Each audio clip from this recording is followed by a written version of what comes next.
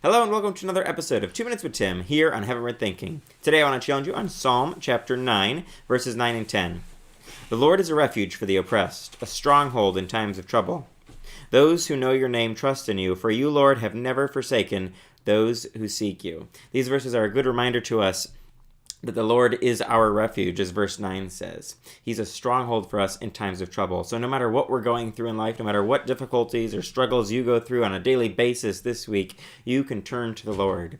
He's supposed to be the foundation of our life, the one we turn to when things are good, when things are bad. All the time we're supposed to be turning to the Lord in His ways and seeking after Him. And we see in verse 10, those who know your name, meaning God's name, trust in Him. For you, Lord, have never forsaken those who seek you. We're reminded in verse 10 that not only is the Lord a refuge for us and our foundation, our security, the one who is our stronghold, but when we trust in Him, we can have the confidence and assurance that He never will forsake us. He's never forsaken anyone who sought after Him, it says in verse 10. We have to be seeking after the Lord, but when we're doing that, we can have peace and assurance and confidence in who He is and what He's done in the past, what He's going to do in the present, what He will do in the future as we trust in Him. But again, the key part of these verses is that we need to be trusting in the Lord. We need to be seeking after the Lord diligently so that then we can have that confidence. We can't have that confidence